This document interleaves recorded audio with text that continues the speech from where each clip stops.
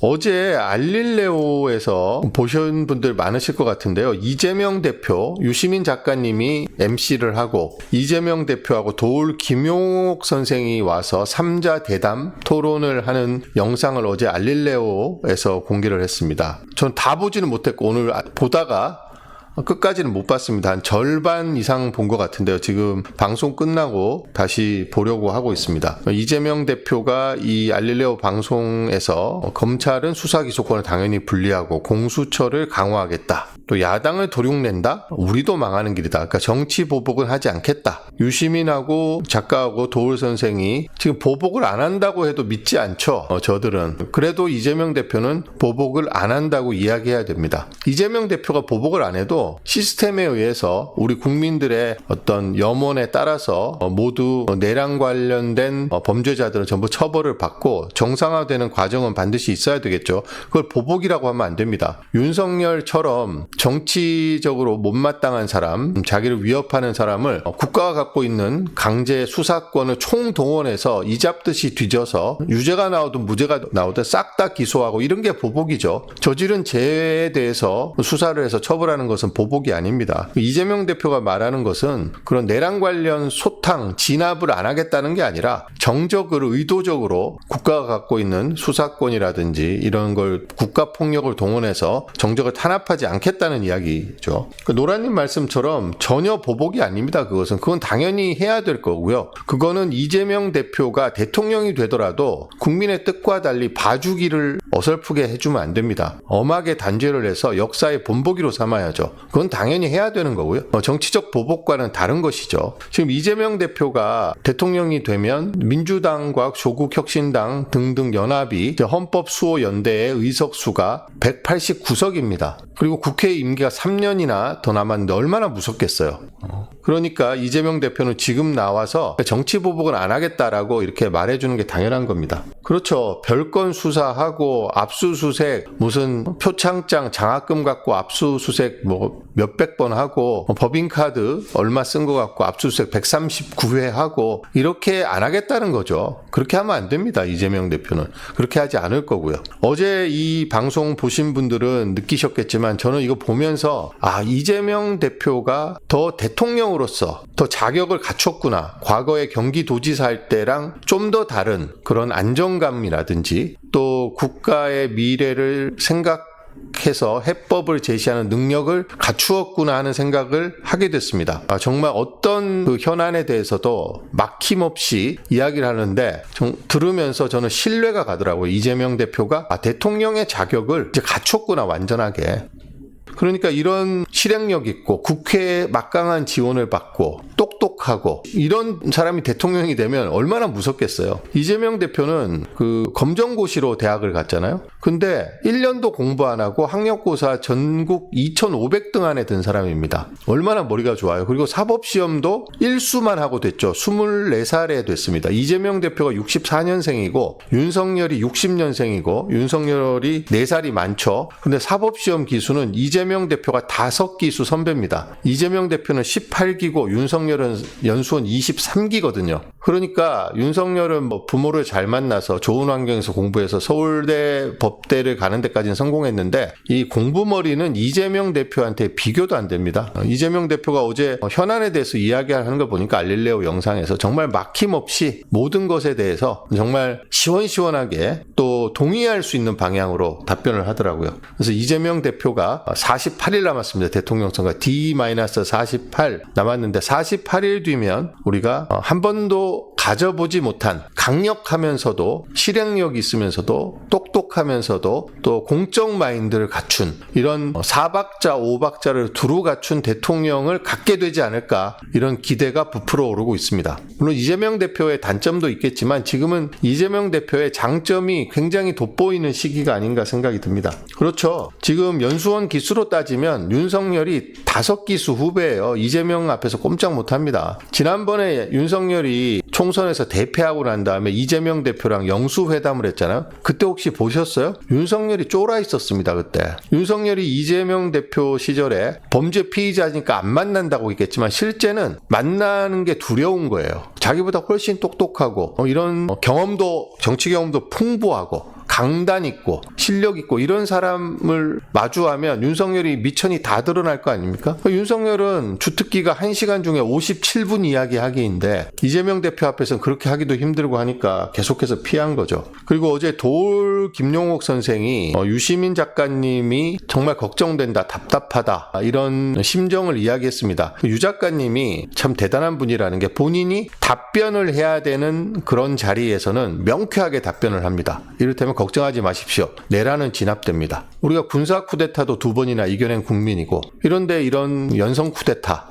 또 실패한 쿠데타를 극복하지 못할 리 없다. 우리 위대한 국민이 극복한다. 다만 윤석열 세력이 여전히 다 국가 요직을 장악하고 있기 때문에 시간이 걸리고 어려울 뿐이다. 뭐 이렇게 명쾌하게 답을 하시는데 이 알릴레오 방송에서는 MC로 나오시니까 본인이 질문하는 위치잖아요. 그러니까 걱정이 많이 된다, 답답하다 뭐 이렇게 다른 식으로 이야기를 하시더라고요. 거기에 대해서 김용옥 선생이 개벽의 기회다. 이거는 천지가 개벽하는데 개벽을 하면 사람들의 생각이 바뀌고 가치관이 바뀌고 제도가 바뀌고 문화가 바뀌고 이래서 세상이 확 바뀌는 걸 개벽이라고 하는데 우리 한국 사회가 그동안 누적되어 왔던 그런 모순들, 불합리들, 부패, 부정의 이런 것들이 윤석열 시대에 다 노출이 됐기 때문에 이재명 같은 강력한 대통령과 또 국회에서 압도적 일당인 민주당이 협업해서 국가를 개벽 수준으로 개조하는 그런 절호의 타이밍이다 이렇게 이야기를 하더라고요. 저도 그렇게 생각합니다. 지금 잘하면 절호의 기회입니다. 우리 사회가 윤석열이 정말 많이 망쳐놓았고 우리 사회에 우리 몸을 병들게 했지만 우리를 죽을 정도로까지 병들게 한 건 아니기 때문에 우리가 이재명 대표와 민주당이 손을 잡고 국가를 개벽 수준으로 변화시킬 수 있지 않을까 하는 기대를 가지면서 알릴레오 방송을 봤습니다.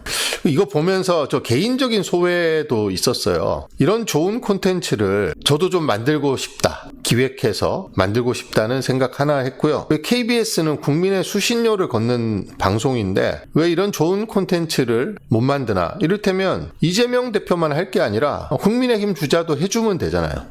국민들이 관심을 갖고 좋아하고 어떤 후보가 좋은 후보인지 판단할 수 있는 기회를 적극적으로 제공해 줘야 되는데 그러면 재미도 있어야 되고 깊이도 있어야 됩니다. 타이밍도 맞아야 되고. 근데 이런 기획을 많이 해서 국민들이 정치에 대한 관심을 좀 갖고 스스로의 삶을 변화시킬 수 있는 선택을 할 수 있도록 도와줘야 되는데 제가 2019년에 KBS 선거방송 기획단장이 됐을 때 그래서 기획했던 프로그램이 정치합시다였습니다. TV로도 하고 유튜브로도 하고 열심히 했었는데 이거 보면서 옛날에 제가 했던 일도 생각이 나고 여러 가지 감회가 망감이 교차했습니다. 아무튼 이 유시민 작가님의 또 돋보이는 점은 본인이 MC로서의 역할에 너무 충실하다 보니까 이재명 대표가 돋보이더라고요. 그러니까 본인이 잘난 척하고 돋보이려고 하지 않고 이재명 대표가 본인이 갖고 있는 국정 철학이라든지 대통령으로서의 자질과 비전, 그 현안에 대한 이재명 대표가 대통령이 됐을 때 어떤 해법 이런 것을 끌어내기 위한 MC로서의 역할에 너무 충실해서 이분이 역시 대단한 분이구나 하는 생각을 했습니다.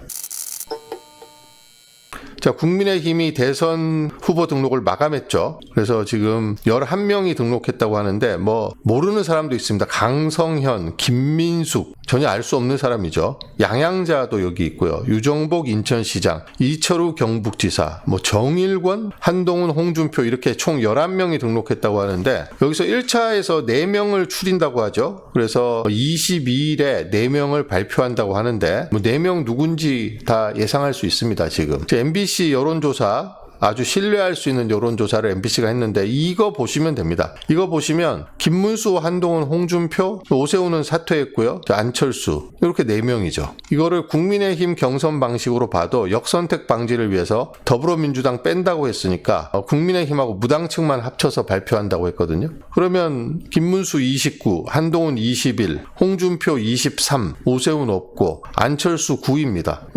유승민도 안 나온다고 했으니까. 그러니까 4명이 올라갈 것 같아요. 지금 현재 봐서는 이재명, 김문수, 한동훈, 홍준표, 안철수까지 4명이 올라가지 않을까. 안철수는 지금 지지율이 낮아서 모르겠습니다. 최종에 못 올라갈 가능성도 이 숫자만 보면 있는데 그래도 올라가겠죠. 4명까지는. 만약에 안철수가 아니면 나경원이겠죠. 인지도가 그래도 나경원이 있으니까. 그래서 3명은 거의 확실한 것 같고요. 김문수, 한동훈, 홍준표. 그래서 지금 많은 사람들이 김문수, 홍준표의 2파전이 되지 않을까 이렇게 예상을 하는데 저는 3파전을 예상합니다. 김문수, 한동훈, 홍준표의 3파전을 예상하고 여기 2차 경선에서 1위 후보가 과반을 얻으면 결선이 없습니다. 근데 1위 후보가 있더라도 과반이 안 되면 1, 2위가 최종적으로 한 번 더 경선을 한다고 하죠. 그러면 2명만 남을 때는 무조건 1위가 과반을 하게 되니까 그런 식으로 선출한다고 하는데 이재명 대표하고 인물이라든지 구도라든지 뭐 모든 면에서 지금 비교가 안 됩니다. 지금 안철수가 이렇게 몰락할 줄 누가 알았습니까? 저는 옛날에 안철수를 되게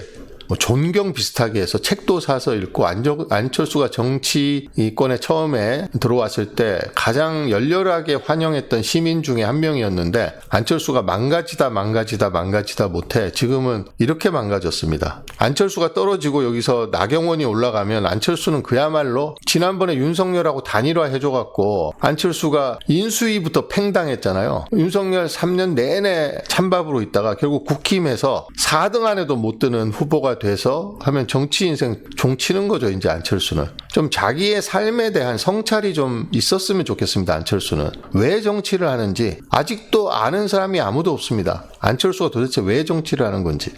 노란님 말씀처럼 얼굴도 이상해졌어요. 진짜로. 그리고 안철수를 보면 저 사람은 윤석열을 보면 저런 나쁜 인간, 저런 되먹지 않은 인간, 저런 악당 이런 생각이 드는데 안철수는 바보, 멍청이, 어리석은 사람, 약간 모자란 사람, 약간 이런 생각이 듭니다. 안철수를 보면. 민주당은 지금 동아일보가 여기 씹어놨는데 들러리 경선이라고 씹어놨는데 지금 김경수, 김동연, 이재명 3명이 경선을 하는데 이렇게라도 씹고 싶었던 모양이죠. 동아일보도. 어떤 방식으로 경선을 하든 이재명 의원, 어제 유시민 작가님은 이재명 의원이라고 이야기하던 대표도 그만뒀으니까 이재명 전 대표가 의원이라는 호칭을 굉장히 어색해 하더라고요. 그래도 유시민 작가님이 꿋꿋이 계속 이재명 의원이라고 부르던데 저는 이재명 후보라고 그냥 이야기하겠습니다. 예비 후보니까. 이재명 후보를 이길 사람이 없잖아요. 이거 어떤 방식으로 해도 이재명이 됩니다. 그냥.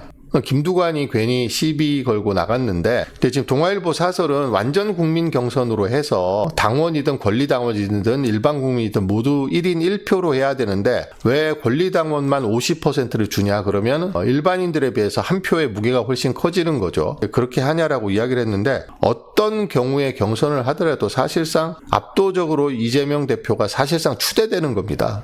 경선은 형식적인 절차를 밟는 건데 거기에서 이제 동아일보가 이야기하는 것은 이재명 대표가 2017년 대통령 선거할 때 경선 당시 20% 정도 득표를 했는데 다른 사람들도 그 정도 득표할 수 있는 그런 룰로 해야지 경선의 의미도 있는 거고 그 다음에 대권 주자로서 발돋움하려는 사람도 이 기회를 통해서 이제 체급을 올릴 수 있는 거 아니냐 이런 이야기인데 글쎄요 일견 맞는 말 같고 일견 또 하나만 한 이야기 같고 그렇습니다. 자, 한겨레 신문이 좀 괜찮은 기획을 하나 했습니다. 이게 지금 여론조사가 여러 군데서 조사를 하면 수치가 조금씩 다르게 나오잖아요. 그 중에서 전화 면접 조사, 안심번호를 쓴 전화 면접 조사 그리고 지상파 방송 3사가 실시하는 여론조사는 신뢰도가 있는 조사입니다. 그와 더불어서 갤럽 여론조사를 저는 신뢰하고 있습니다. 그런데 이런저런 여론조사를 다 합쳐서 평균을 때리는 것도 굉장히 신뢰할 만한 조사 방법 중에 하나라고 전문가들은 이야기를 합니다. 그래서 한겨레 신문이 이 STI라는 곳하고 같이 협력을 해서 윤석열이 계엄을 저지른 그 다음 날부터 이번 주 월요일까지 57개 여론조사를 전부 다 말하자면 짬뽕해서 본 겁니다. 평균을 내본 건데 이 의미가 있는 조사라고 생각합니다. 평균의 힘이란 게 있잖아요. 여기 보시면 이제 3자 대결로 봤습니다. 이준석이 나온다고 보고 3자 대결로 봤을 때 이재명 대표, 이재명 후보, 김문수, 이준석 이렇게 있는데 그 흐름을 쭉 보시면 이 카가 이제 벌어지고 있습니다. 지금 보시면 12월 4일 이후로 쭉 벌어지고 있고 이 3자 대결에서 이재명 대표, 이재명 후보의 평균이 47.2%입니다. 양자도 아니고 3자에서 47.2%인데 여기에 후보가 없다. 실제 선거에는 누구나 다 투표권을 행사하기 때문에 있을 수 없는 거죠. 그럼 이거 나눠서 뿌려주면 50이 넘는 겁니다. 이걸 절반만 가져가도 혹은 비율대로 가져가면 이재명 대표는 지금 거의 60% 가까운 득표율이 나오는 거죠. 이준석이 생각보다 높게 나오고 있습니다. 지금 8.2면 굉장히 높게 나오는 거죠. 이 대선 후보 초청 토론회를 하게 됩니다. 중앙선관위가 주최를 해서 토론회를 하게 되는데 여기에 기준이 국회에서 5석 이상, 여론조사 5% 이상 이런 기준을 적용을 하게 되는데 이준석은 지금 이 상태로라면 너끈히 초청 대상이 돼서 아마 이준석이 사퇴를 하거나 단일화를 하지 않는다면 아마 대통령 후보 토론회는 법정 토론회라고 하죠. 선관위가 주관하는 법정 토론회는 이 3명이 나와서 그러니까 국민의힘 후보 누구와 이재명 후보, 이준석 이렇게 3명이 토론을 하게 될 것으로 보입니다. 노라님 말씀처럼 이번 대통령 선거는 이재명 대표가 단순히 대통령이 되느냐 마느냐의 문제를 뛰어넘습니다. 압도적으로 돼야 됩니다. 그래야지 저 정통성과 정당성이 커지고 이재명 대표가 대통령이 당선될 경우 집권 초기에 해야 되는 거침없는 내란 종식 그리고 내란 주요 종사자, 가담자, 방조자에 대한 가차없는 처벌 그리고 우리 사회가 이번 계엄 사태로 목격한 우리 사회의 부조리들, 불합리들, 검찰개혁, 언론개혁, 법원개혁 이런 과제들을 거침없이 수행하기 위해서는 압도적인 지지율로 당선이 돼야 되는데 저는 만약에 이재명 후보가 60%가 넘는 지지율로 대한민국 87년 헌법 개정이 한 번도 없었던 대통령 직선제 이후에 한 번도 없었던 60%대의 지지율로 당선이 된다면 그야말로 그 민주적 정통성과 정당성이 엄청난 거죠. 어떤 과제도 과감하게 밀어붙일 수 있는 득표율이라고 생각합니다. 저는 조심스럽게 이재명 후보가 대한민국이 직선제 이후 한 번도 경험해보지 못한 득표율을 기록할 것이다. 이렇게 전망해 봅니다. 자, 한동훈은 더 못합니다. 한동훈은 19.6으로 김문수보다 평균에서 7%포인트가량 뒤지고 있습니다. 이재명 후보는 큰 차이가 없죠. 47, 46. 홍준표가 나와도 24로 한동훈보단 낮지만 이재명 후보와 격차는 여전히 20%가 넘습니다. 오히려 이준석이 홍준표가 나왔을 때 제일 못해요. 홍카콜라라 그래서 20대 남자 일부가 홍준표를 지지해서 그런 것 같은데 이준석의 지지는 대부분 20대 남자에게서 나오고 있더라고요. 그래서 제가 보기에는 이 모름무응답을 제거를 하게 되면 이재명은 이미 지금 50% 이상의 지지율 고공행진을 하고 있습니다. 대통령 선거는 48일밖에 남지 않았고 한덕수가 나와서 후보를 단일화를 하든 어떤 짓을 해도 이재명 대세론을 꺾을 수 없습니다. 그래서 저는 48일 뒤에 이재명 후보의 대통령 당선을 거의 확정적으로 보고 있습니다. 이 모든 이 조사가 단 하나의 결과를 말해주고 있습니다. 다른 결과는 전혀 읽을 수가 없습니다. 이 조사에서. 조금만 기다리시면 됩니다. 48일 뒤면 우리 헌정 회복, 민주 시민들이 그토록 고대하는 완벽한 내란 종식이 48일 뒤면 시작될 수 있습니다. 아마 지금은 자기네들이 아직도 국무총리, 대통령 권한대행, 장관, 경찰, 검찰 다 장악하고 있으니까 지금은 자기네들이 아직까지 집권하고 있는 것 같은 착각에 있지만 대통령 선거 날이 다가오면 아마 피가 바짝바짝 마를 겁니다. 얼굴이 창백해지고 소화불량에 걸리고 아마 살이 쭉쭉 빠지고 자다가 악몽을 꾸고 다 그렇게 될 거예요. 그래서 대통령 선거가 다가오면 다가올수록 모름무응답이 줄어들게 돼 있습니다. 지금은 누구를 찍을 사람이 없는데 이런 사람들이 선거일이 다가오면 후보를 정하거든요. 그러면 이제 이재명 대표가 50%를 넘게 되는 거죠. 지금 갤럽 조사에 따르면 이재명 대표는 모든 후보가 다 나오는 다자구도에서 37%를 기록했습니다. 지금 대통령 선거가 48일 남았는데 다자구도에서 37이다. 이거는 압도적인 숫자입니다.